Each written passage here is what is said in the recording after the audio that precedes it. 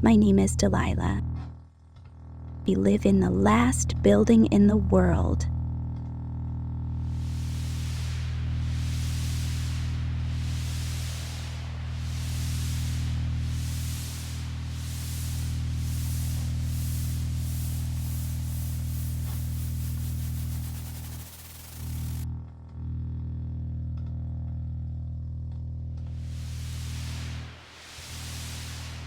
We're lucky, I guess. We continue to exist. At least. And then we went dancing. Do you remember, Harris? Do you remember?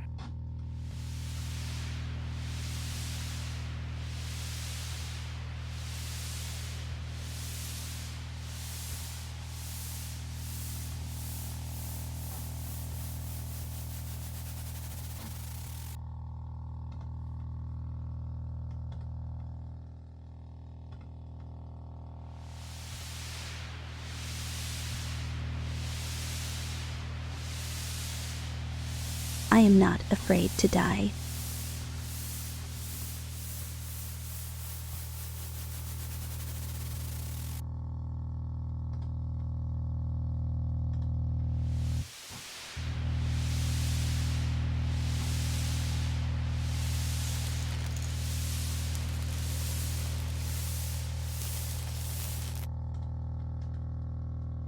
What? You think you're safe from the contaminant?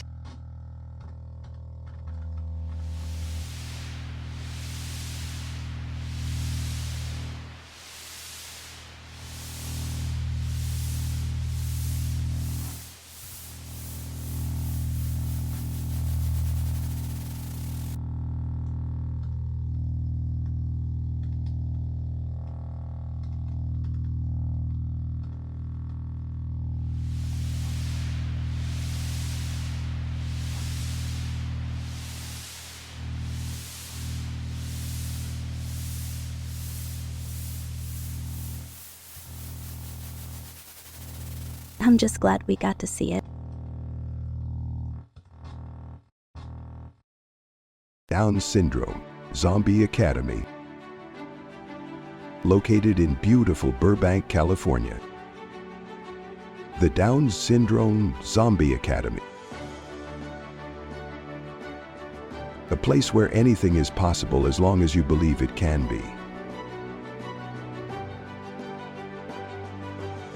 The place where what was once an incomprehensible nightmare becomes the most wonderful of dreams. Down Syndrome Zombie Academy.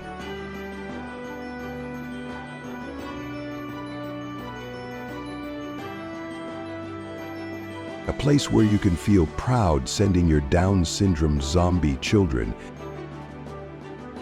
knowing they'll be striving for excellence and attaining their full potential. Our dedicated staff of paraprofessionals know what it takes to stay in the game and deliver the passion. Physical fitness,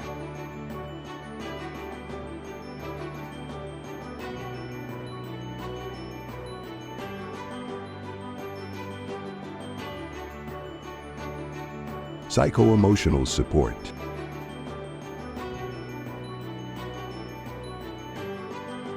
raw meat, field trips of wonder and discovery on the famous DSZA booster bus,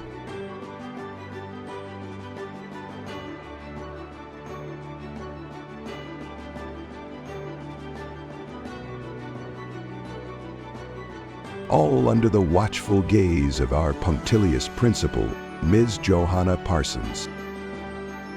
And don't forget about janitor James. How you doing, James? Did you know the gear is here at DownSyndromeZombieAcademy.com? T-shirts,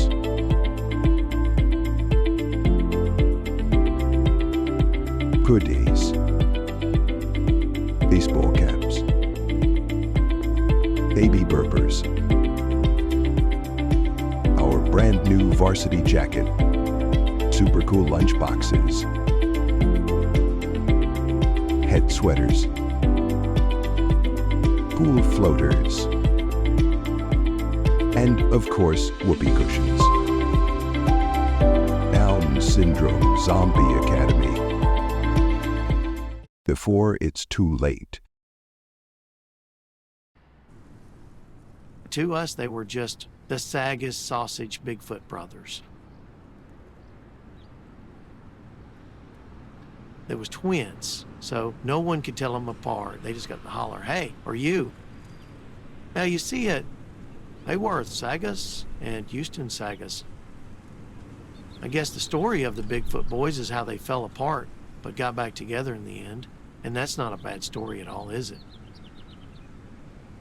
The only reason I knew them both personal-like was because they both fell hard, and I mean hard, for my little sister, Wheel. Wheel was what you would call a bearded lady. And before that, she was just a bearded little girl, no different than any other, besides a little fluff on her chin. Anyhow, they went plumb crazy whenever they saw her, but so did the rest of the Americas and Europe to boot, so she was having none of that Bigfoot romance nohow. They had almost killed one another over Wheel, which was strange because she made it quite clear they both made her want to die, pondering their oddness. Yes, that's what she said, ironic or no. When the war finally broke out, neither had any more time for matters of the heart. Hayworth took off for Boston, and Houston went straight to Charleston. Hayworth's never cunning made him a perfect field man, and Army contracts just fell in his lap. Houston almost immediately developed a reputation for his quick wit in battle, aided by a savage ferocity, which would become legendary. Houston was fighting the good fight, but Hayworth knew that, like every scare show they put on for you, someone was making money from someone else's blood. So when they talk about Bigfoot brother versus Bigfoot brother on either side of the conflict, it wasn't a direct affair. Hayworth flew with the birdies for years, just living it up with his ill-gotten gains. Houston became known for being a grand and cheering sight on the back of his noble steed, Big Blackie, the first of that line. And Hayworth's transportation, as it were, became the most popular exhibit at the World's Fair of 1933. Hayworth even had a starving artist period in there sometime when he took up the thespianic arts, as it were, and tried his hand at acting. Somehow, this took him all the way to the Missouri State Senate. Now, he never became no senator, being that he was Bigfoot and all. He had to roam further and further in search of those elusive greenbacks until he just lay down and gave up, like so many other cursed adventurers had done before him. Houston's war ended when he took a railroad spike to the head. Didn't do too bad at first, was a cowboy, and Pinkerton, security guard even, but his dreams of professional sport never materialized, and this dashed him somehow.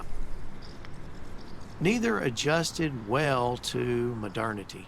One day, a newspaper man, what was his name, Winslow, he did a story on him for the Winnetonka Gazette, and it was so popular that the paper sponsored a reunion, and after more than 50 years of being horridly separated and terribly alone, the Sagas Sausage Bigfoot brothers were together again.